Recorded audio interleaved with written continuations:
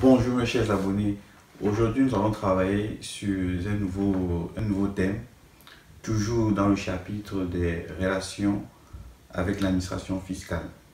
Le thème que nous allons aborder aujourd'hui, ça sera la notion de la TVA.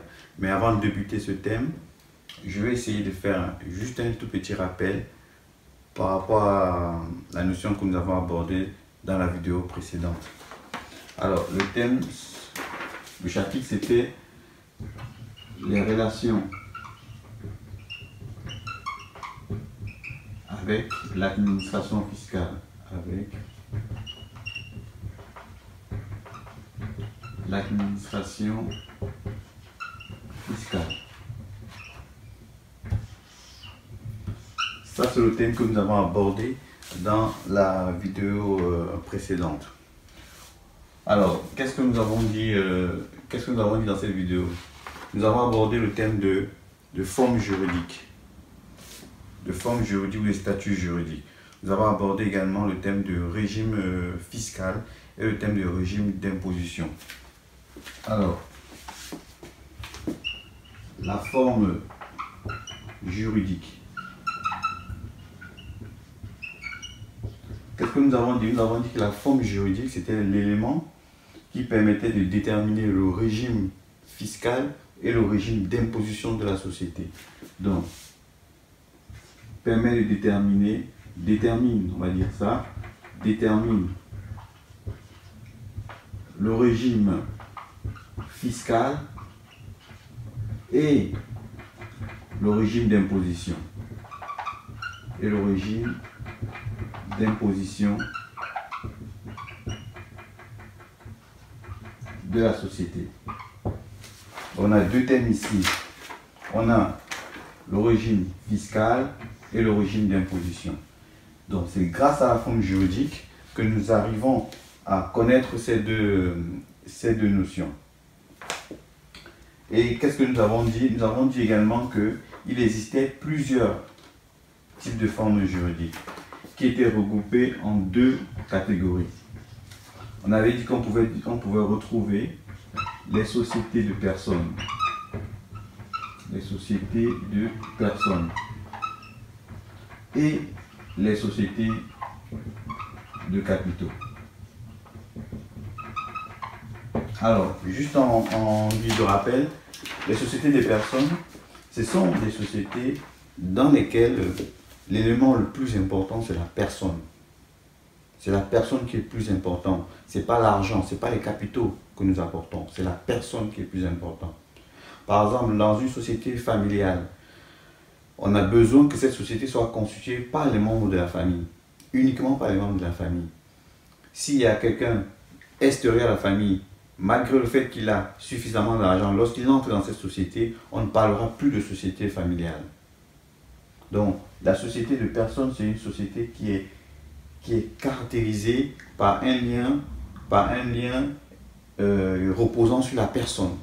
Et comme société de personnes, nous avons cité quelques-unes. On a cité les entreprises individuelles.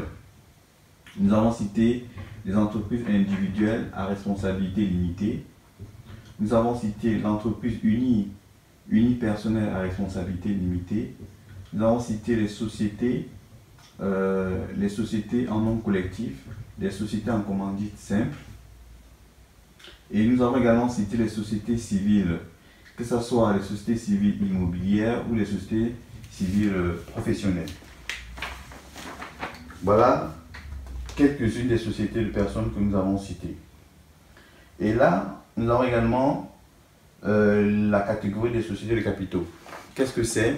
On a dit que les sociétés de capitaux, ce sont les sociétés dans lesquelles, ici c'est le capital qui prime et non la société. Donc c'est l'inverse des sociétés de personnes. Ici c'est l'argent que vous apportez, les fonds, les apports que vous apportez qui priment ici, indépendamment de la personne. Dans les sociétés de capitaux, vous pouvez être dans une société de capitaux sans connaître les différents associés. Vous n'avez pas besoin de savoir qui est associé dans telle ou telle société. Vous pouvez avoir une société de capitaux dont le capital social est de 250 millions mais vous ne connaissez aucun des associés. Donc, dans ce type de société, nous avons cité ici, nous avons cité des sociétés anonymes. Les sociétés anonymes. Nous avons cité des sociétés en commandite par action. Nous avons cité les sociétés à responsabilité limitée. Et les sociétés anonymes simplifiées. Voilà. Nous avons plein d'autres sociétés de capitaux. Voilà. Et nous avons dit ici là que ces sociétés de personnes sont soumises à un régime particulier, ainsi que les sociétés de capitaux qui sont soumises à un régime particulier. C'est ce qui nous amène ici au thème, à une nouvelle notion, le statut fiscal. On va dire ça comme ça. Le statut fiscal. Ici, on parle de forme juridique ou de statut. Donc, on peut parler de forme juridique ou de statut juridique, évidemment. Ou de statut juridique. Et là, on parle de statut fiscal ou de régime fiscal. Ou de régime fiscal. Voilà. Donc, voilà la notion de régime fiscal. Qu'est-ce que c'est la notion de régime fiscal? Alors, la notion de régime fiscal permet de déterminer ici le type d'impôt à payer. Quel est l'impôt? L'impôt sur lequel vous devez être redevable. C'est ça le régime fiscal. Dans le régime fiscal, quel est l'impôt à payer? C'est de savoir est-ce que vous êtes soumis soit à l'impôt sur le revenu, soit à l'impôt sur les sociétés, soit évidemment à la notion de TVA. Bon, cette notion de TVA, je vais aborder ça un peu ultérieurement. Alors, qu'est-ce qu'on s'est dit? On s'est dit que les sociétés de personnes, ce sont des sociétés qui sont en général soumises à l'impôt sur le revenu. Donc ici, impôt sur le revenu, on peut faire ça en mettant société de personnes. Voilà. Et les sociétés de capitaux, ce sont les sociétés qui sont soumises à l'impôt sur les sociétés. Donc ici, on va mettre société de capitaux. Voilà. Et la notion de TVA, c'est ce que je vais aborder après avoir fait ce petit rappel. Donc, en voilà un peu ce qu'on peut comprendre, ce qu'on peut retenir au niveau du statut fiscal ou du statut ou du régime fiscal d'une société. Et qu'est-ce que nous avons dit? On a dit que dans les sociétés de personnes soumises à l'impôt sur le revenu, le résultat qui est dégagé dans cette société est un résultat avant impôt. Donc, on va mettre ici résultat avant impôt. Pourquoi c'est un résultat avant impôt? Tout simplement parce que dans les sociétés des personnes, comme ce sont les personnes qui forment l'élément fondamental de la société, ce n'est pas la société qui doit payer l'impôt. Ici, ce sont les personnes elles-mêmes qui sont soumises à l'impôt. Autrement dit, dès que l'entreprise dégage un résultat, ce résultat est partagé entre les différentes personnes de la société. Et c'est dans les poches de la personne que le fisc vient directement prélever l'impôt sur le revenu et non dans les comptes de la société. Donc le résultat dégagé par la société ne subit pas la charge de l'impôt sur le revenu. C'est pour ça qu'on dit que le résultat dégagé par la société est un résultat avant impôt. Par contre, dans les sociétés des capitaux soumises à l'IS ici, le résultat dégagé ici, c'est un résultat après impôt. Donc on va mettre ici résultat après impôt. Tout simplement parce que c'est la société ici qui supporte la charge de l'impôt. Autrement dit, dès lors que le résultat est calculé, la société également paye directement l'impôt. Donc l'État, la société est redevable de l'impôt vis-à-vis de l'État directement. C'est pour ça qu'on a ici un résultat après impôt. Ceci nous amène à ce qu'on appelle le régime d'imposition. Donc, la forme juridique, on a dit que la forme juridique permettait de déterminer le régime fiscal et le régime d'imposition. On a vu ce que c'est que le régime fiscal. Maintenant, nous allons voir, pour finir, ce que c'est que le régime d'imposition. Donc là, on a le régime d'imposition. Ce qu'on appelle encore le mode d'imposition. Voilà. Alors, qu'est-ce que c'est que ça? Le régime d'imposition et le mode d'imposition, qu'est-ce que c'est? Alors, c'est la façon, c'est la manière dont l'impôt est calculé, tout simplement. C'est la façon ou la manière dont l'impôt est calculé.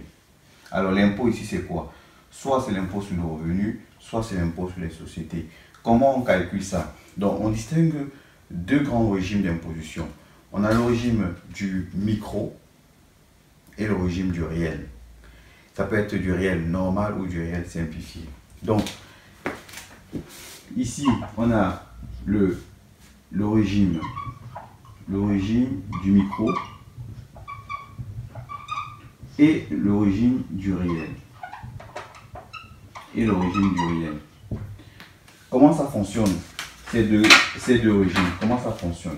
Alors, le régime du micro signifie tout simplement que l'impôt est calculé en fonction du chiffre d'affaires que vous réalisez et vous bénéficiez donc d'un abattement. Donc, lorsque vous êtes au micro, vous bénéficiez toujours d'un abattement. Donc, tout dépend du chiffre d'affaires. Ok, du chiffre d'affaires que vous réalisez et vous bénéficiez d'un abattement. L'abattement peut être de 50% en fonction de l'activité que vous réalisez. Ça peut être de 71% en fonction également de l'activité que vous réalisez. Et ça peut être de 30%. Par exemple, si vous êtes dans une activité de micro-foncier, vous pouvez bénéficier d'un abattement de 30%. Voilà. Donc, autrement dit, comment est calculé l'impôt ici, au niveau du micro? L'impôt au niveau du micro est calculé en faisant donc votre chiffre d'affaires moins un abattement,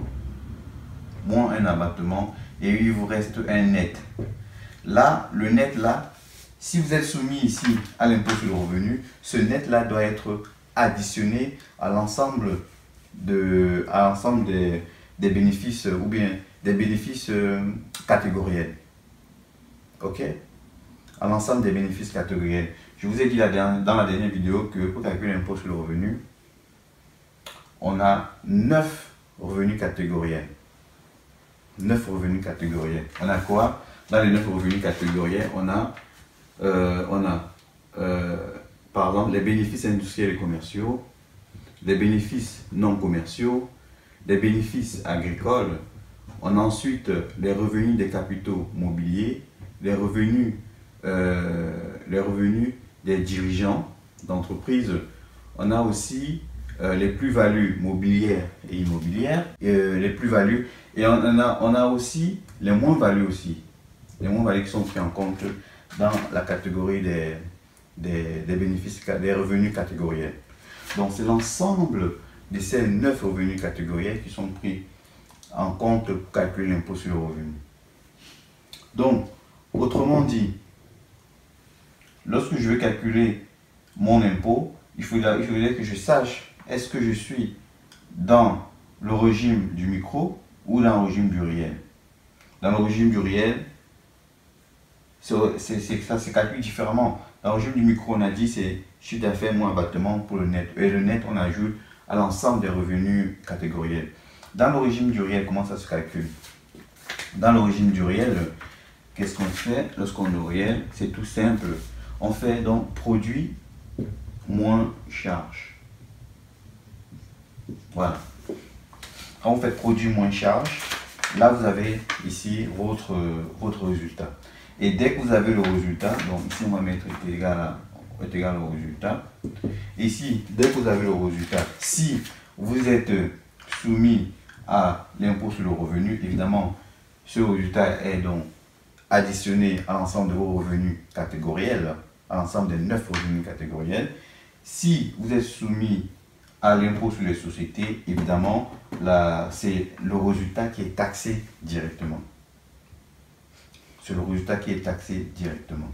Donc, voilà les 3 régimes que nous avons abordés dans la vidéo précédente. Nous avons également parlé de l'impôt sur les sociétés. Et dans l'impôt sur les sociétés, on a demandé comment est calculé l'impôt sur les sociétés. Alors, ici on va dire le calcul de l'impôt sur les sociétés. Donc, le calcul de l'impôt sur les sociétés. Le calcul de l'impôt sur les sociétés. Comment est calculé l'impôt sur les sociétés? Alors, le taux d'imposition dépend ici du chiffre d'affaires réalisé par la société. Ok?